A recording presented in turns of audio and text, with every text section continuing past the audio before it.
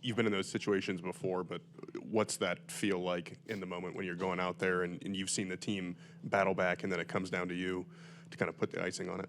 Yeah, I've played long enough that I'm fortunate to have been in a lot of those situations. I've made most of them. I've missed a few, and that's part of the business. But I think with a game like that, I was telling Tyler, it reminded me of Monday Night Football in New Orleans in like 2000, I believe it was 18 or 19, where you're winning, you're losing, you're winning, you're losing. You think the game's over, and then next thing you know, you have a game winner, and you just got to figure out a way to put it through the uprights. So, that game took all three phases, but it was one of those kicks where it's an interesting celebration, because at the end of the day, the defense put us in a position to win, and the offense went down and won it, and then we capped it off. So, just a crazy game.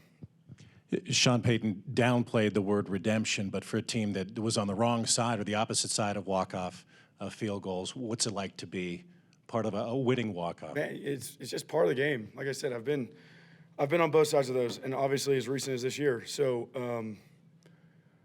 it's the resiliency of this team. I think everyone in this building knew we were playing for more than just us today, and I think the ebbs and flows of these games, it's going to happen to everybody who's ever played in this league. You're going to lose some heartbreakers, but you're going to win them eventually.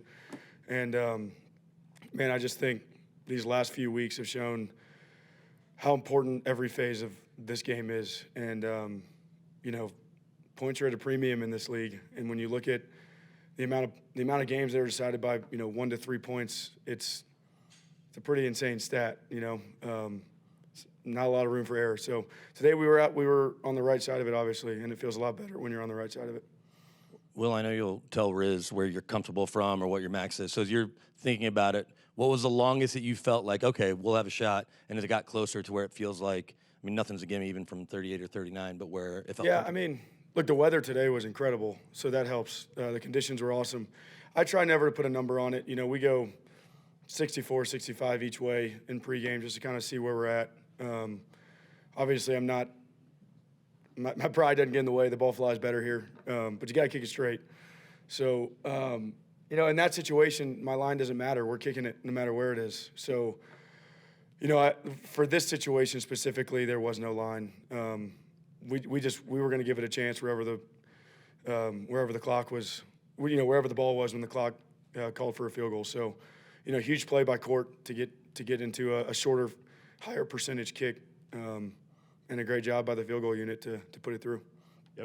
Will, what's your process like in those moments? you're going to try it once you're at the 43, then you get 20 more. Are you watching Cortland catch the ball? Or are you working on the side? Like, what's it like for you in the lead up? No, absolutely, I'm watching. I try to have the same mindset every kick, and I think I'm pretty good at doing that. But, like I said earlier, with the ebbs and flows of this game, it was really hard. You're sitting there and, we're up by 4, so you think the game, my night's over, right? And so as soon as they go in to score, it's like, I looked at Crawshaw, I looked at Mitch, and I said, hey, we're going to get another chance here. Let's bring it back down. Let's get to work. And, man, a lot of credit to those two guys for, staying in the right headspace. And obviously, Bo Nix and those guys getting us into field goal range. Will, you mentioned the highs and lows of the game. What's the locker room like after a game like this, after an incredible comeback, but then Sean trying to keep you guys focused going into next week? Yeah, Sean has said it for the last few weeks, and we give him a little bit of a hard time about it, but he always says the debrief is more important than, the next game. And so we got to – obviously a lot of things went wrong early in this game that we got to correct as a team. But sometimes when you win – it can blind you from the mistakes. And so I think, we're fortunate to have won, a game like this where it goes back and forth, and it's a lot easier to learn from your mistakes and wins than losses. So Monday will be good. Obviously, all three phases, we'll get back to work and correct what we need to. Will, to your right. Just curious, when a fourth quarter, it's a historical fourth quarter and it's unfolding, do you ride that wave? Do you try and stay aloof from it? How do you approach when the game's going? It's tough because, I love the game of football. I love the passion involved in the game. I love, everything that just happened. I love that about football. And so when you have such a passion for the game, at my position, it is important to keep your heart rate low. It's important, really not to scoreboard watch. And that's important at every position. But obviously, in that type of game, it's a little harder, to really lock in on that type of environment.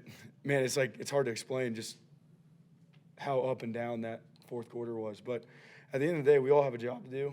And in that moment, I did feel like we were going to get an opportunity, at some point in those last, 31 seconds, I think. So it was pretty easy. I owed this team one, so I was ready to get another opportunity. So it was easy to get my mind right for that one.